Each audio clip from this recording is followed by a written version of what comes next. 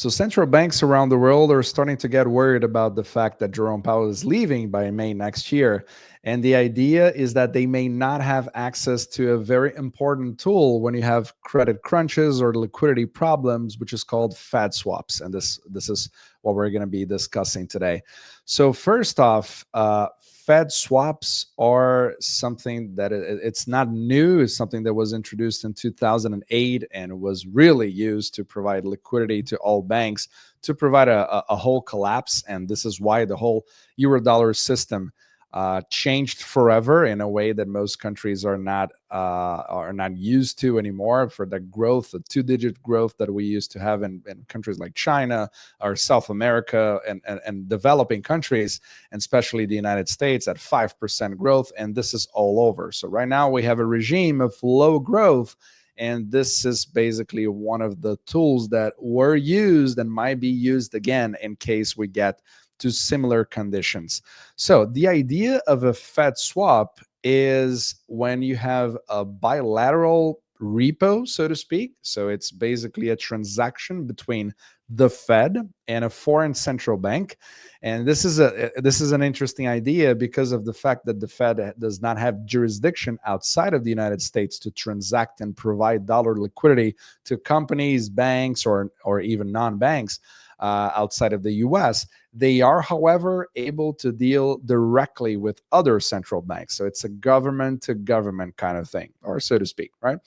And the idea here is that you swap the foreign currency with dollars. So they need dollar funding for their reserves. Maybe it's about their companies and their economic activity that it's not able to produce whatever they need in dollars at that moment. And instead of just selling assets that they don't want to sell at the time, especially U.S. bonds, and also to maintain stability of that system, they would have a recourse to a Fed swap. However, this is a temporary agreement. So Fed swaps, they have a specific term date, maybe 7 months, 6 months, a year. It really depends on both countries. And some countries have a permanent Fed swap line, like the EU or like Switzerland, Japan, and the UK, and a few other countries like Brazil, Australia, and so on. They have temporary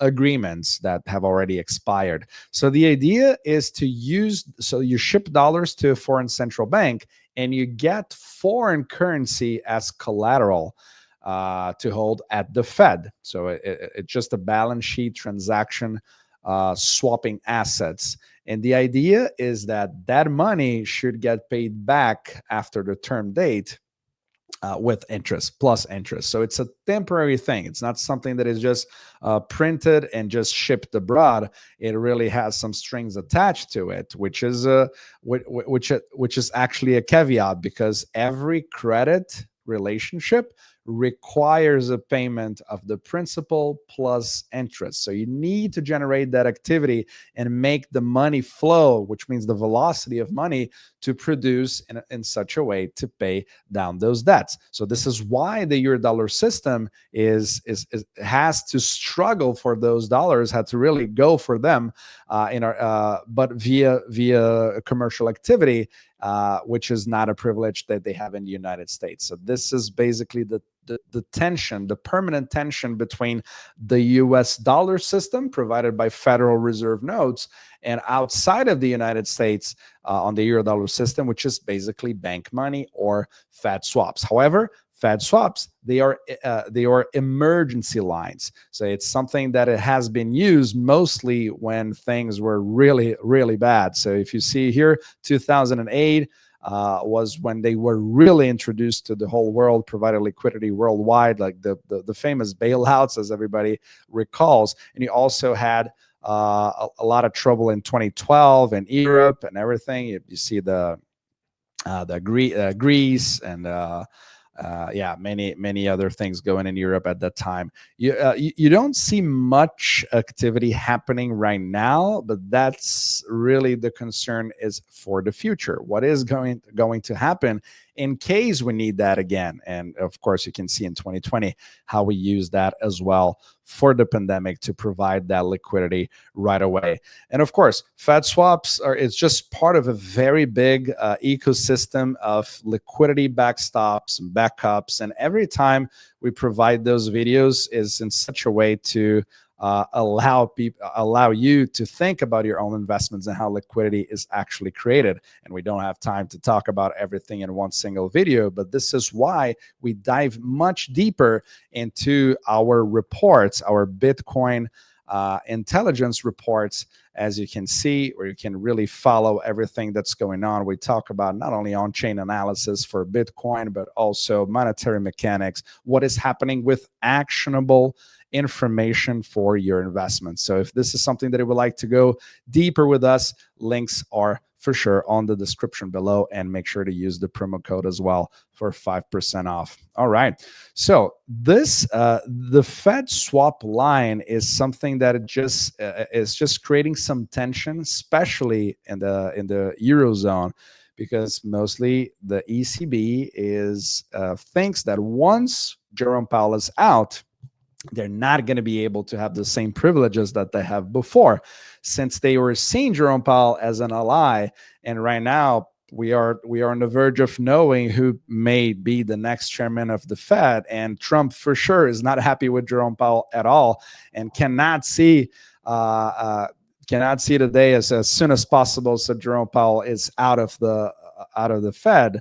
And it may be Scott Besson, it may be somebody else that is a protege or really aligned in his political interests, and that can create a lot of problems, because right now we are on a policy where we are on a role that is deglobalizing, and we're not cooperating anymore. So less and less, you see more frictions, and macroeconomics just becomes part of a chess game where a part of a bigger strategy, where we call a macro strategy. For example, Michael Avery from Rabobank talks a lot about that, where you have a bigger strategy involving geopolitics, national interest, and you use those tools because we still have a globalized financial system, and we do not have anything else to replace it anytime soon.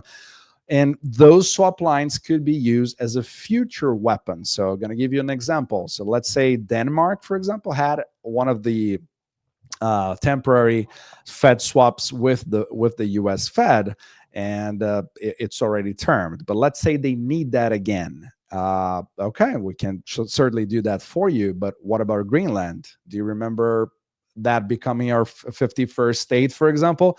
Could we do the same with Canada, for example? You see, so countries are starting to get a little more nervous in case they need that. So they're really trying to be careful, making sure those dollar reserves are not going to be depleted, and also taking care of their own U.S. bonds assets, because you're going to be needing collateral to provide for liquidity. So this is a very tricky situation, since no other country is able to produce their own dollars. So this is kind of the weapon or the web that holds everything together and gives more power, despite of the whole problems in the United States. And again, describing a system does not mean that I'm defending it, not at all. It's just to describe the tensions to liquidity that could provide a future sell-off of assets. And that's where risk on assets or gold or even Bitcoin could be for sure affected. So let's see how that goes. But for sure, the main reason here would be for you to understand a little bit how Fed swaps worked. So before when we used to have the gold standard, you could see banks moving bars, gold and silver bars around the world to provide that liquidity, because they would need that collateral, the true asset at that time.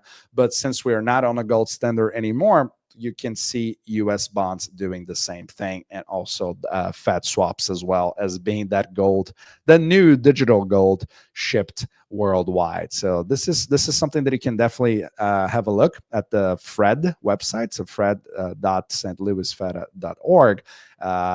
They have a very complete way for you to see all of those indicators. All right. So let's see what happens, who the next chairman is going to be. But for sure, things are getting more and more political. All right. See you in the next video. Thank you so much.